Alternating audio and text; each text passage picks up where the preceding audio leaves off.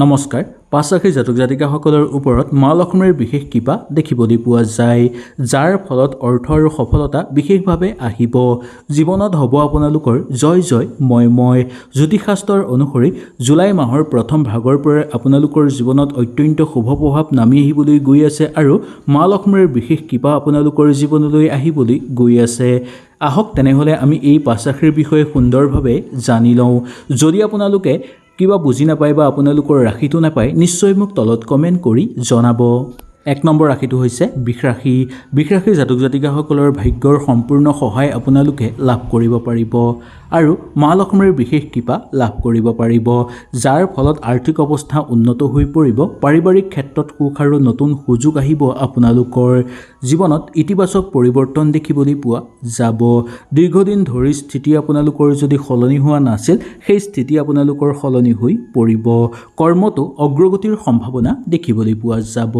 নতুনকৈ কাম বিচাৰি থকা আৰু নিবনুৱাসকলৰ কাৰণে কৰ্মপ্ৰাপ্তিৰ যোগ দেখিবলৈ পোৱা যায়।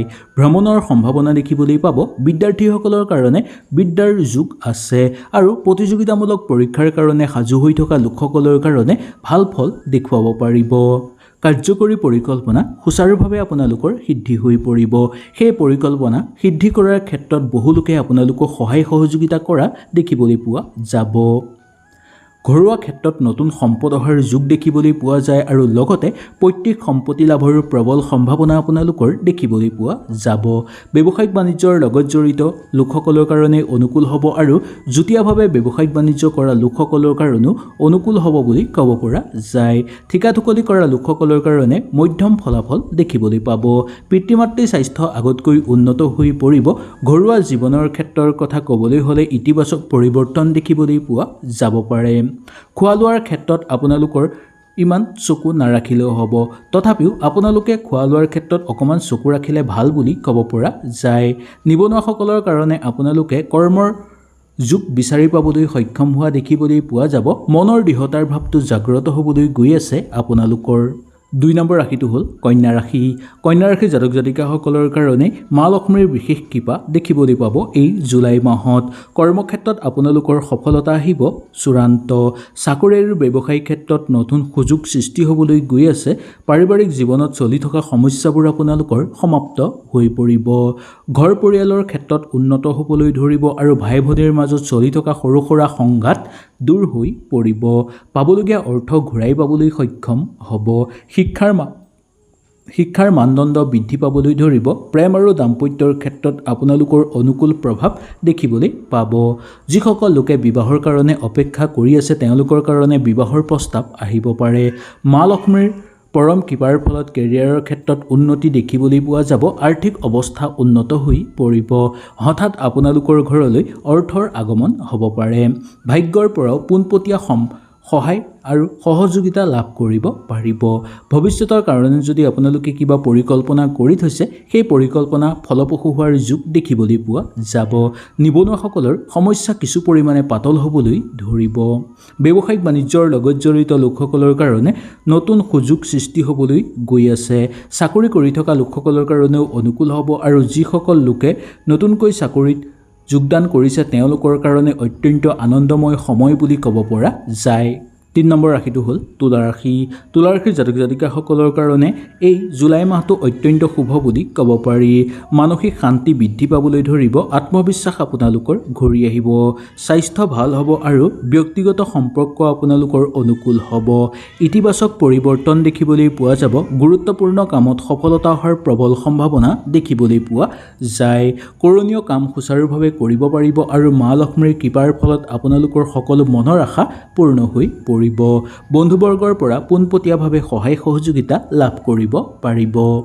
ব্যৱসায়িক বাণিজ্যৰ লগত জড়িত লোকসকলৰ কাৰণে অনুকূল হ'ব আৰু লগতে সেই ব্যৱসায়ত যদি বিনিয়োগ কৰিব বিচাৰে, তেনেহ'লে সুন্দৰভাৱে পাৰিব, কাৰণ আত্মবিশ্বাস আপোনালোকৰ বৃদ্ধি পাবলৈ ধৰাৰ যোগ দেখিবলৈ পোৱা যাব। প্ৰেমৰ ক্ষেত্ৰত অনুকূল হিচাপে পাৰ হ'ব। পুৰণি প্ৰেম আপোনালোকৰ জীৱনলৈ ঘূৰি অহাৰ যোগ দেখিবলৈ পোৱা যাব। ভ্ৰমণ কৰিব বিচাৰিলে কৰিব পাৰিব। বিদ্যাৰ ক্ষেত্ৰত অগ্ৰগতি লাভ হ'ব।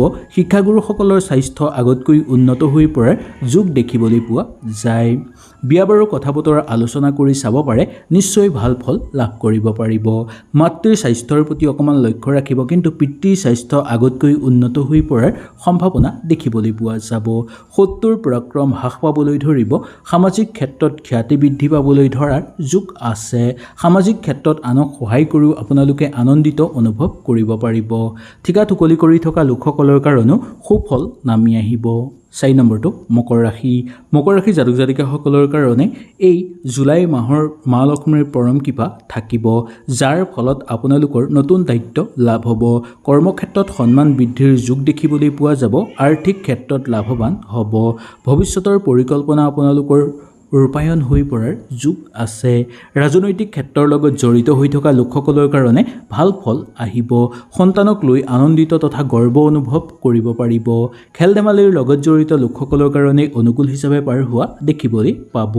দাম্পত্যৰ ক্ষেত্ৰত অনুকূল হ'ব। বন্ধুবৰ্গৰ লগত চলে ফুৰা কৰোঁতেও অনুকূল দেখিবলৈ পোৱা যাব।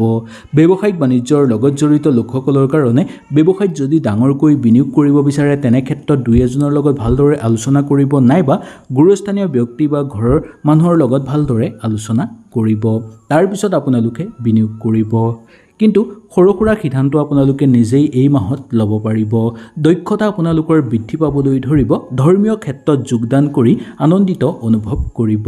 ওচৰ চুবুৰীয়াৰ লগত চলোতে সৰু সুৰা তৰ্ক বিতৰ্ক থাকিব পাৰে, যদিও ইমান চিন্তাৰ কাৰণ নাই বুলি ক'ব পৰা যায়।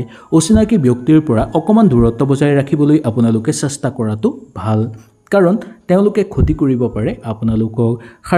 শাৰীৰিকভাৱে খুব উন্নত হ'ব আপোনালোক। বিশেষকৈ আপোনালোকে স্বাস্থ্য আগৰ তুলনাত কিছু পৰিমাণে উন্নত দেখিবলৈ পোৱা যাব। মিছলীয়া বন্ধুবৰ্গৰ পৰা যিমান পাৰে দূৰত্ব বজাই ৰাখিবলৈ চেষ্টা কৰিব। মামলা মোকদ্দমাৰ লগত জড়িত হৈ থকা লোকসকলৰ কাৰণে ভাল ফল আহিব পাৰে বা সুখবৰ আহিব পাৰে। 5 নম্বৰটো হ'ল মীন ৰাশি। মীন ৰাশি জাতক জাতিকাসকলৰ জীৱনত নতুন পৰিৱৰ্তন দেখিবলৈ পাব। কেৰিয়াৰৰ ক্ষেত্ৰত ডাঙৰ পৰিৱৰ্তনৰ যোগ আহিছে বা নতুন কেৰিয়াৰৰ ক্ষেত্ৰত ডাঙৰ পৰিৱৰ্তনৰ ইংগিত দেখিবলৈ পোৱা যাব। আৰ্থিক অগ্ৰগতিৰ ক্ষেত্ৰত সামাজিক ক্ষেত্ৰত মৰ্যাদাও বৃদ্ধি পাবলৈ ধৰিব। পৰিয়াল আৰু বন্ধুবৰ্গৰ পৰা পোনপটীয়াভাৱে সহায় সহযোগিতা লাভ কৰিব পাৰিব, আৰু যাৰ ফলত আপোনালোকৰ যথেষ্ট পৰিমাণে আত্মবিশ্বাস বৃদ্ধি পাবলৈ ধৰা দেখিবলৈ পোৱা যাব। মা লক্ষ্মীৰ পৰম কৃপাৰ ফলত আপোনালোকে এটাৰ পিছত আনটো সুযোগ সুবিধা লাভ কৰিব পাৰিব। শিক্ষাৰ ক্ষেত্ৰত আপোনালোকৰ শিক্ষাৰ গুৰুত্ব বৃদ্ধি পাবলৈ ধৰিব। প্ৰেমৰ ক্ষেত্ৰত আপোনালোকৰ শুভ দেখিবলৈ পোৱা যাব, আৰু লগতে সংগ সুখ লাভ কৰিব পাৰিব।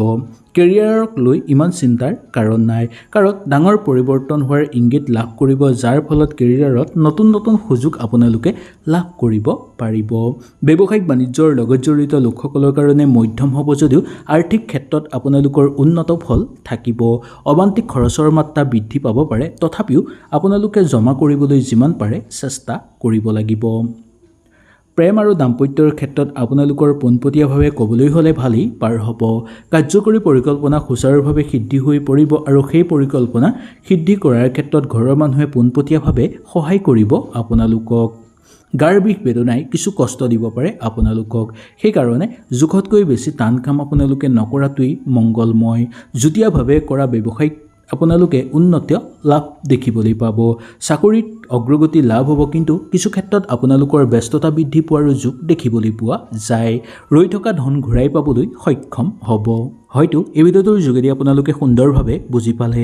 যদি কিবা অসুবিধা পালে নিশ্চয় মোক তলত কমেণ্ট কৰি জনাব। তেনেহ'লে আজিলৈ আপোনালোকৰ ওচৰৰ পৰা বিদায় লৈছোঁ। কালিলৈ পুনৰ আপোনালোকক লগ পোৱাৰ প্ৰতিশ্ৰুতিৰে আজিলৈ নমস্কাৰ।